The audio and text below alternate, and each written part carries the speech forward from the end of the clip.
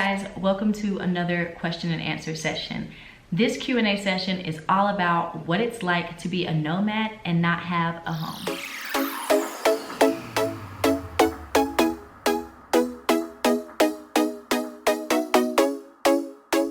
So thank you to everyone who sent in a question on Instagram. If you're not following me on Instagram, be sure to, because I'll be getting a lot of ideas for future YouTube videos. So if you want to let me know what you want to see in a future video, follow me on Instagram and be on the lookout for my stories, because I'll be asking you guys what you want to see. So the first question is, how far in advance are you planning your next destination? So when I first went to San Miguel de Allende, which was my first stop on this nomadic journey, I had only booked San Miguel. So I stayed there for 2 months and that was it. And one of the things that I wanted to do was ask locals where they recommend I go.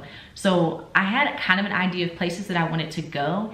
And since I've been here, honestly, what I'm planning to do now is not at all like what I originally thought I was gonna do. So I'm in Chiapas now. I had never heard of Chiapas, didn't know anything about it. And the reason why I found out about it was from locals. So that being said, I don't like to plan too far out because I wanna get recommendations from locals when I go to a specific country. So I'll plan like just far out enough to do like the first thing that I wanted to do, but use that extra time to figure out where I wanna go. And I like to book 4 weeks in advance. So when I went to San Miguel, I used that first month to ask people like what they recommended and where I should go. And then like 4 weeks before I got here, I booked Chiapas. Next question is, how often do you plan on coming back to the States? I don't have a set time. So for me, I don't really mind being away for the holidays. Like I'm just not that person that's like, oh my God, I have to be home for Christmas. I have to be home for Thanksgiving. Like that's not me at all. I want to see my people, but it can be any day of the year. It just doesn't really matter to me what day of the year. So to be honest, I'm kind of going to just follow opportunities. So where there is like a good opportunity for me with blogging, or maybe working with tourism boards, or doing like a press trip or something like that in the US, that will probably be one of the main reasons I would go back.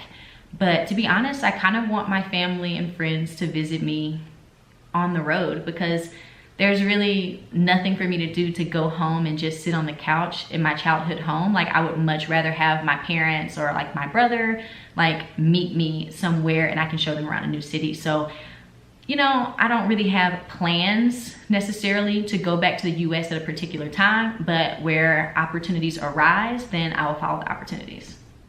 The next question is, what are some unexpected delights of not having an official home? Honestly, not locking into like a specific lease. I like that if there is a place that I want to go to and I kind of want to splurge a little bit more on, you know, an Airbnb, I will. And if there's a place where I'm like, you know what, this month, like I want to take the pressure off and stay somewhere a little bit cheaper, I can. And if I'm locked into a 12-month or 18-month lease, I don't really have that flexibility. So I like being able to kind of like play around with my budget as far as, you know, where I want to stay. And newsflash, I'm spending significantly less in Mexico than I am in the US, specifically New York, where I was living before I came here. So that's not unexpected, but that's a big ass delight, I can tell you that. And another thing I like is just having the flexibility to kind of change the scenery. So just staying in like different cool Airbnbs, having different vibes and totally different cities like every month or every 2 months is really cool, because I feel like if you're just, you know, living in one city, you have that vibe.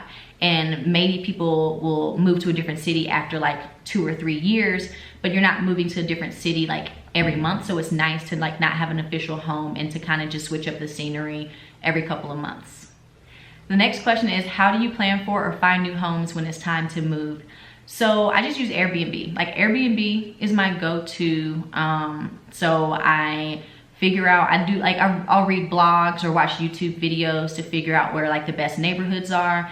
I like to be in a central location where I can walk to a bunch of different restaurants and bars. I like to be, you know, somewhat near nightlife, but not super close because your girl gotta sleep. So I try to take all that into consideration and just find a place on Airbnb that really speaks to me. So this next question, a couple of people asked this: do you / how do you get mail? And I don't get mail on the regular, which, keeping it real, like, I didn't get meaningful mail in the US. It's just a bunch of junk mail or bills that I can see, like, you know, digitally in my email. So the only mail that really actually mattered to me was when I got my absentee ballot. So I was able to have the absentee ballot mailed to the Airbnb I was in, and that really wasn't a problem. It got there like a little late. It wasn't late, but it got there later than I expected. So I was able to like send it in and it counted. So that worked out. But that's really the only mail that I could kind of like see myself needing. Like, who uses mail? Email? Yeah, but not mail. So the next question is, how do you deal with healthcare and obtaining medicine? So first of all, luckily, let me not jinx it, but like, I haven't been sick or anything like that on the road yet. But when I packed, I did pack like basic stuff. So I have like a bunch of like Dayquil, NyQuil, Claritin, ibuprofen, Aleve, stuff like that. So I have like a little bag with like medicine for like on the road for like over the counter stuff. And as far as my health care, I actually have Nomad Insurance. So I have Nomad Insurance with Safety Wings, and it is like $40 a month. So that is great, and that covers me. It's like health insurance and travel insurance. I'll put the link in the description if anyone wants to check it out. But luckily, like, I haven't had a need to use it, so I can't really like speak to having to go to like a doctor or urgent care since I've been here. But I am fully covered with insurance while on the road. So the next question is, do you miss coming home to an official apartment with your life in it? And for me, the answer is no, because I've stayed in Airbnbs, and one of the reasons why I personally do not want to stay in like a hostel shared room situation is because I feel like, number one, I just don't do that. Like, I did that a couple of times when I first started traveling, but keeping it real, like the shared room thing is just not for me. I don't like to share bathrooms. I don't like to share, definitely don't like to share a room, but I don't even like to share a bathroom. So I think that that would have been very tiring, and that would have made me miss having a home. But because I'm doing longer stays and doing slow travel instead of hopping around like every 3 days and just exhausting myself, I don't really have anything to miss because my Airbnbs really feel like home. They have kitchens where I can cook. There's like seating areas. Like, I have everything I need, and I'm staying in really dope places. So that's one of the things that I wasn't willing to compromise on. I was like, I need to stay in really cool places that I'm comfortable in, because I knew that if I did that, I wouldn't, you know, get worn out and want to go back home and have an apartment. So I feel like I have an apartment. So yeah, I don't really miss going home or like my old apartments in that setup at all. And the next question is, do you ever get homesick? Again, the answer is no. I think just for like, I knew that this was the next step that I needed to make me happy and to have the freedom to hop around the world and try so many different places and just live in different places, for me, is what makes me happy. And homesick in the sense of North Carolina, I'm not homesick of my hometown at all. Homesick in the sense of like the last place that I've like really lived in was New York for 3 years.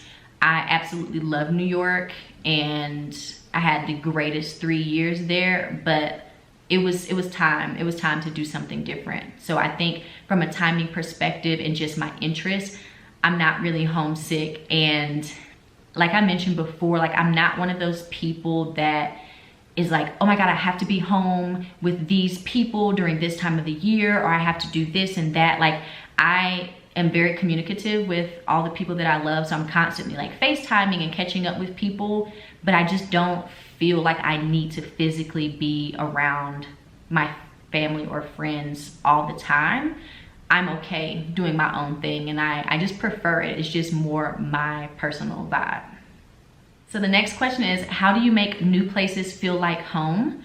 I guess kind of like I kind of touched on this, like I just choose really cool Airbnbs. Like this place behind me, like I love it. I fell in love with the aesthetic when I saw it. Don't worry, I'll give you guys all the information on it once I move out, of course. But I just choose places that really speak to me. And as far as like making them feel like home, I don't do anything extra. Like I don't go out and buy plants because I feel like it would just be a waste if I'm only going to be there for like a month or two. But I choose places that I feel like inspire me, match the aesthetic that I like and the aesthetic that I'm not going to get like bored of. I don't want anything that has too much going on, nothing too clunky, kind of like a more minimalist place. And I feel like as soon as I arrive, I'm like, yes, I like this vibe, like this is it. But I don't really do anything extra, like put up paintings or get plants or anything like that to like make it my own. I just rock with what's already here. So the next question is, how do you know if your next trip is safe? So I always like look into places and make sure like I'm not going into like a freaking war zone.